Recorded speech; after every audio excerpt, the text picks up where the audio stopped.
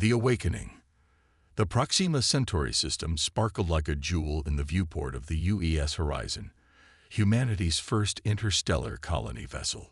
Captain Elena Kovalev stood on the bridge, her weathered face reflecting the light of humanity's nearest stellar neighbor. Behind the horizon followed 23 ships carrying 15,000 colonists, scientists, engineers, farmers, and their families. The brightest minds Earth had to offer for establishing humanity's foothold among the stars.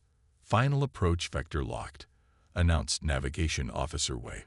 All colony vessels reporting nominal systems. Elena nodded, allowing herself a small smile. After 3 decades of planning and 4 years in transit, they had arrived. Proxima Centauri awaited them, a rocky world with a thin but workable atmosphere, perfect for their terraforming initiatives. Begin atmospheric entry protocols, she ordered, and inform Administrator Rhodes to prepare the colonists for. The tactical officer's voice cut through her command. Captain, multiple objects appearing at system edge. Energy signatures. Massive. They're not ours. The bridge fell silent. Humanity had never encountered another spacefaring civilization. First contact protocols existed only in theory, gathering dust in sealed containers throughout the fleet. Open communications on all frequencies, Elena directed, her voice steady despite the sudden hammering of her heart. Standard greeting package, all languages. The communications officer worked frantically. Broadcasting now. No response. On the main display, the unknown vessels approached, sleek, angular craft with predatory lines. They moved with impossible precision, accelerating to intercept the colony fleet. They're powering weapons, the tactical officer reported, voice cracking. Massive energy buildup. Captain, there. The UES Pathfinder, a colony support vessel carrying 3,000 civilians, erupted in silent flame as an energy beam lanced through its hull. The explosion tore through vacuum, debris scattering across the view screen. Elena's commands came rapid fire. Emergency evasive. All ships scatter pattern Delta. Get me Earth command now. But it was already too late. The alien vessels moved with terrifying efficiency, targeting the civilian ships first. The colony vessel Meridian disappeared in a blinding flash, then the Artemis, then the Phoenix. 15,000 human lives extinguished in moments. Quantum comm is active, shouted the communications officer. Earth receiving our feed. Elena gripped the command console, eyes locked on the destruction of her fleet. This is Captain Elena Kovalev of the UES Horizon. We are under attack by unknown hostile forces. Colony fleet being systematically destroyed. No provocation, no communication. They're killing everyone. The horizon shuddered as weapons fire grazed its hull. This is genocide. Elena continued, her voice cold with rage. Earth must know. Earth must. The bridge exploded around her as an energy beam tore through the command deck. The quantum communication array captured it all.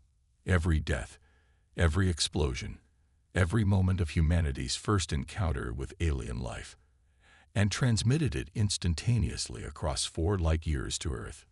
Then silence. In the United Earth Defense Force headquarters beneath Geneva, Admiral Haruki Yamamoto watched the massacre unfold on the quantum feed. Around him, the command staff stood frozen in horror as 15,000 human lives were extinguished without warning or mercy. The feed cut to static. No one spoke. The only sound was the soft electronic hum of computers and the ragged breathing of 24 military officers watching their species' worst nightmare come true. Admiral Yamamoto's voice broke the silence. Get me the Secretary General. Now. Within 30 minutes, the United Earth Security Council convened an emergency session. The quantum feed data played on screens throughout the chamber. When it ended, Secretary General Maya Okonkwo stood, her dark eyes reflecting the horror they had witnessed. Recommendations?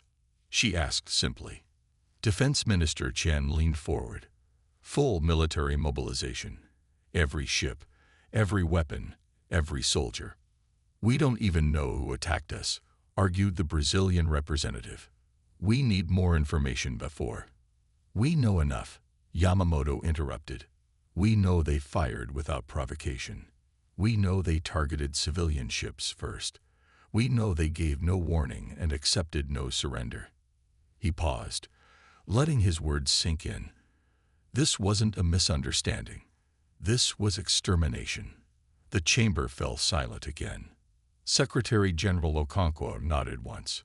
"Mobilize everything. I'll address the planet within the hour. God help us all." Within days, Earth transformed. Orbital shipyards that had been building colony vessels now constructed warships. Defense platforms dormant since the unification wars powered up their systems. Weapons programs abandoned as too destructive were reactivated. Scientists, engineers, and military strategists worked around the clock. In the newly established War Command, Admiral Yamamoto assembled his senior staff. Holographic displays showed the ongoing mobilization efforts, hundreds of ships being retrofitted, thousands of weapons being manufactured. The alien force struck without warning and without mercy, Yamamoto began. They made no attempt at communication. They systematically targeted our civilian vessels first. Their intent was clear: the complete eradication of human presence. He gestured, and the displays shifted to show technical analyses of the attack. What they don't realize is that they failed in their primary objective.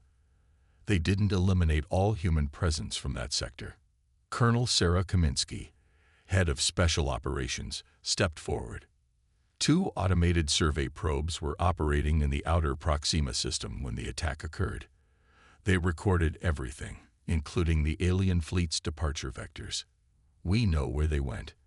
And now, Yamamoto continued, we implement the Vengeance Protocol. The room tensed. The Vengeance Protocol had been theoretical, a doomsday contingency plan for exactly this scenario: unprovoked alien aggression against humanity. The first phase begins immediately, Yamamoto said. Colonel Kaminsky's Special Forces teams will deploy via stealth ships to the coordinates where the alien fleet was last tracked. Their mission: reconnaissance and intelligence gathering. We need to know who these beings are, where they come from, and what their capabilities are. He turned to Fleet Commander Davis. Simultaneously, we'll deploy the first strike fleet to secure the Proxima system. Once there, they'll establish a forward operating base and prepare for offensive operations. What are our strategic objectives, Admiral? Asked General Rivera. Yamamoto's expression hardened. There is only one objective. These aliens attempted to erase humanity from the stars. We will ensure they never have that opportunity again. 3 months later, Colonel Kaminsky's stealth vessel, the UES Wraith, drifted silently at the edge of an unknown star system. The crew had traced the alien fleet's path across 3 star systems before discovering this one. A heavily industrialized system with multiple habitable worlds and extensive orbital infrastructure. We've identified their communication patterns, reported Lieutenant Park. Their encryption is complex, but not unbreakable. Our eyes are making progress. Kaminsky nodded, studying the holographic display of the alien system. What about their defenses? Substantial, but predictable, answered Chief Tactical Officer Reyes. They rely heavily on fixed defenses around their major installations. Mobile forces patrol designated sectors on regular schedules. They feel safe here, Kaminsky observed. They don't expect anyone to find them. For 6 weeks, the Wraith gathered intelligence, intercepting communications, mapping defense networks, and identifying critical infrastructure. When they finally broke the aliens' encryption, the truth became clear. They call themselves the Saren Imperium, Park reported. As far as we can tell, they've conquered multiple species across at least 8 star systems. Their society is strictly hierarchical, with a warrior class at the top. And their attack on our colony fleet? Kaminsky asked. Park's expression darkened. Standard procedure. Their doctrine calls for immediate elimination of any unknown species that might threaten their dominance. They don't even consider it warfare, just pest control. Kaminsky's jaw tightened. Transmit everything to War Command. It's time for Phase 2. Admiral Yamamoto received the Wraith's intelligence packet and immediately convened the War Council.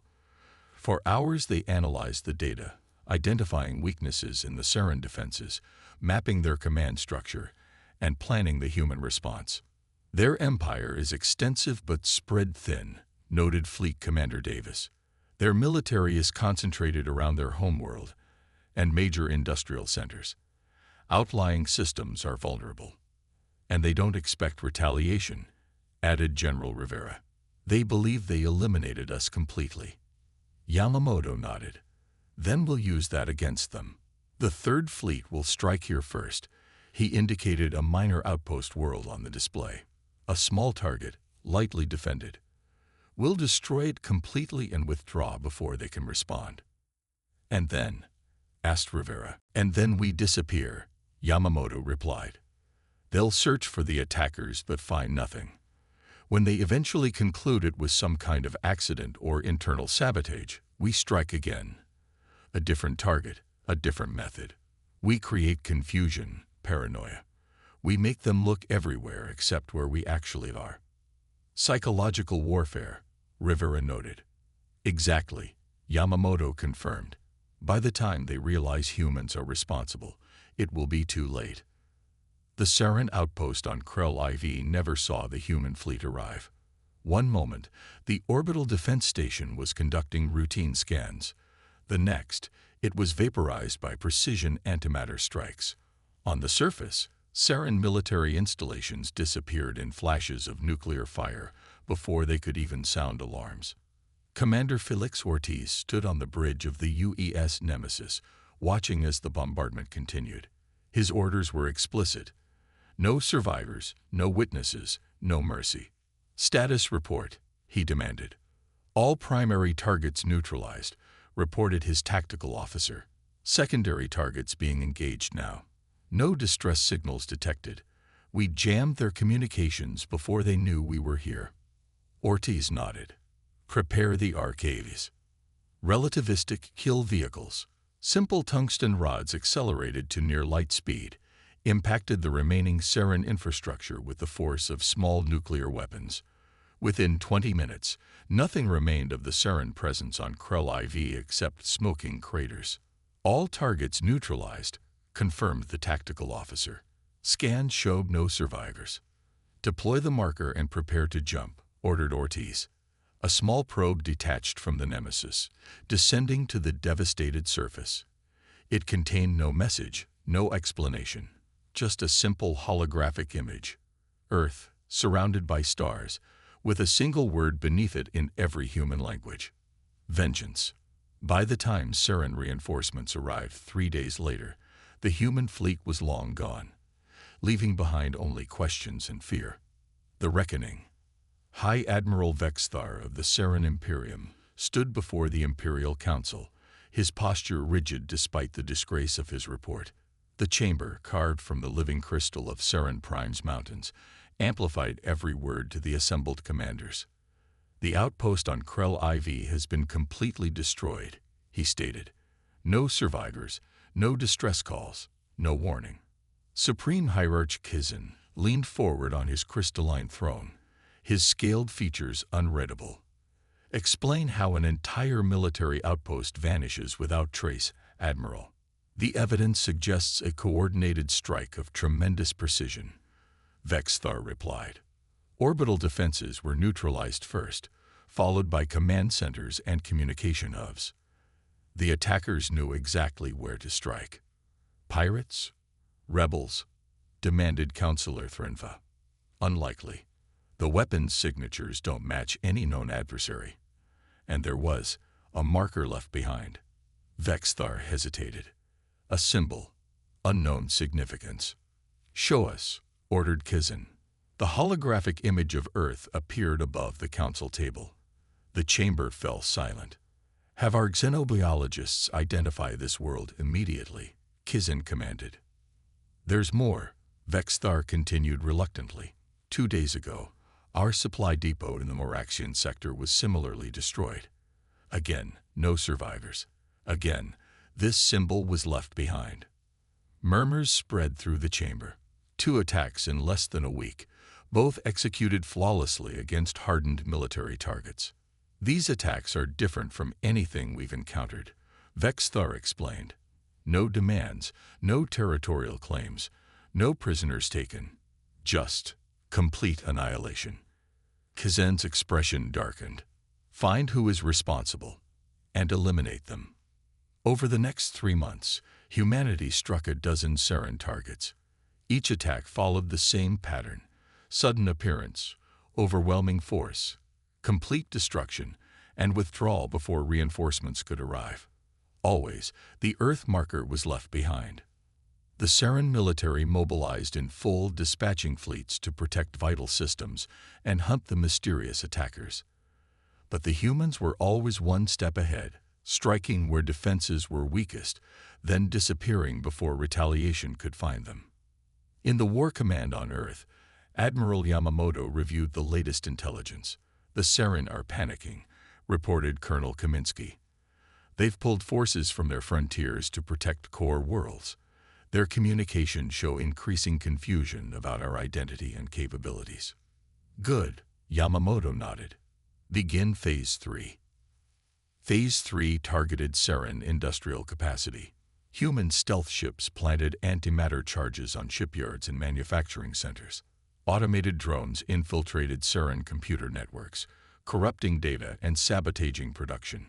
Critical supply lines were severed, stranding Saren military forces without reinforcement or resupply. 6 months into the campaign, the Saren discovered the truth. A damaged human stealth vessel was captured after an operation against a major Saren shipyard. Under interrogation, the crew revealed nothing, but Saren intelligence officers recovered enough data to make the connection. In the Imperial Council chamber, xenobiologist Dr. Mevrel delivered her report with undisguised alarm. The attackers are a species called humans, from a world they call Earth in a system designated Sol. They appear to be the same species whose colony fleet was eliminated by our forces in the system we designated as Expansion Zone 17. Supreme Hierarch Zen's expression shifted from confusion to disbelief. Impossible. Our forces confirmed complete elimination of their presence. Evidently not, Your Eminence. It appears this was merely a colony expedition. Their homeworld remains intact and is approximately 4.2 light-years from the engagement site. The council chamber erupted in angry debate. High Admiral Vexthar silenced them with a sharp gesture. This changes nothing. If these humans seek vengeance for their colonists, we will show them the full might of the Imperium. Prepare a battle fleet. We will strike their homeworld and end this threat permanently. On Earth, intelligence analysts detected the massive Saren fleet mobilization. They're coming for us, reported Fleet Commander Davis. Largest force concentration we've observed. They'll reach Sol in approximately 3 weeks. Admiral Yamamoto nodded, showing no concern. They've finally identified us. Now they think they can end this with one decisive strike. He turned to the assembled commanders. Implement Operation Endgame. For months, humanity had been preparing. The Sol system had been transformed into a fortress, with layered defenses extending from the Kuiper Belt to Earth orbit. Massive railgun platforms capable of accelerating projectiles to near-light speeds were positioned throughout the system. Antimatter minefields waited in carefully calculated orbital paths. Stealth platforms carrying nuclear-tipped missiles lurked in the darkness between planets.